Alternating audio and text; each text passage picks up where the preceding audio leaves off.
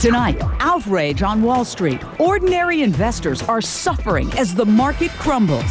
Meanwhile, bank CEOs are getting billions in bonus payouts. Talk about stimulus. But how can this be? I'll talk to one angry congressman who wants to stop the madness. Now, the real outrage. While people are being tossed out of their homes onto the streets, big shot bankers are still raking it in.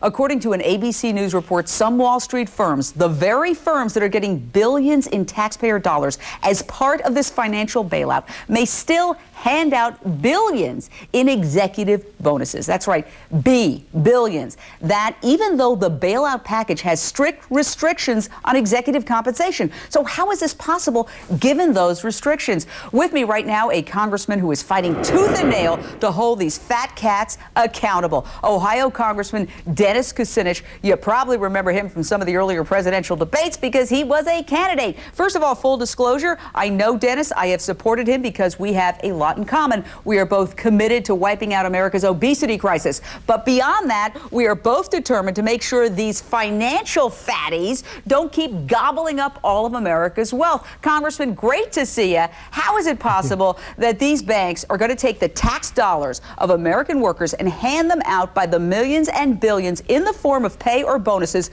to the very people who got us into this mess? Well, the way the law was written, it wasn't really tight enough to preclude this. I don't think that Congress ever anticipated that money that was supposed to go for bailouts would end up going for bonuses in these executive pay packages. They were trying to keep a lid on the compensation, but of course there's a lot of other ways that you can pay people in order to enhance their own personal bottom lines. I voted against the bailout specifically because I felt that it was rewarding speculators and bad conduct. It was an unwarranted intrusion into the free market, and so we end up in a situation where you hear about these bonuses and it absolutely drives people crazy. Look at all the people losing their homes, investors losing a lifetime of wealth that they've worked to accumulate. And I'm asking Congress to get back into this. I've looked at it from the standpoint of my subcommittee, which is domestic policy, and frankly, we're in a race with time here. I'm going to need help. So I'm going to be communicating with Mr. Waxman, who's chairman of the full committee, to try to get the full committee involved in this quickly so that we can put a stop to it. I mean, we're going to need to stop this. We cannot tell the taxpaying public that this is acceptable. Congressman? I mean, I want to take a look at some of these. It's unbelievable. Let's put up this chart of the pay and bonuses for these banks for the first 9 months of this year. Goldman Sachs, this is pay and bonuses, people, $13.5 billion. Morgan Stanley, $10.7 billion. Merrill Lynch, $11.2 billion. Citigroup, $25.8 billion. A total of $61 billion in pay and bonuses, Congress. It's like your head wants. We were talking about AIG, right? Spending about $400,000 taking its executives to a spa and spending $23,000 on massages. That looks reasonable compared to these billions being given to these guys for what? For doing a bad job and almost destroying their companies? Well, you've got bailouts, party-ins, bonuses.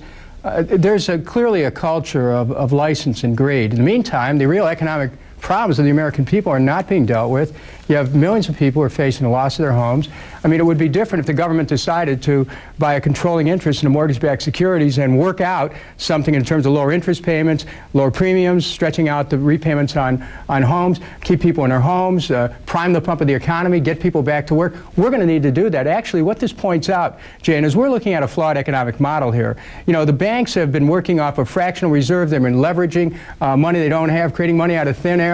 This thing is imploding right now. We need to have the government play a vital role, not through giving money to speculators, but through priming the pump of the economy and circulating money so it percolates up. The trickle never gets down. I want to get back to this whole pay and compensation issue. Right. New York Attorney General Andrew Cuomo announced AIG is going to freeze $600 million that was set to go to executive compensation. Why can't we look at these banks, since we've given them money, and say, freeze, no Christmas bonuses in the billions going out, period. We're the government. We gave you this money. You're not going to spend it that way. Well, this is my intention, and I'm leading the way in trying to move Congress in a direction of taking action before the end of the year. I'm confident the chairman of our full committee, Mr. Waxman, who's been doing a tremendous job on this, will be receptive to my request that we try to loosen up the resources of the full committee to go after Wall Street immediately. I want to jump in. We only have a couple of seconds. I just don't understand this. I mean, why didn't the government create restrictions that said you can't do this when they handed the money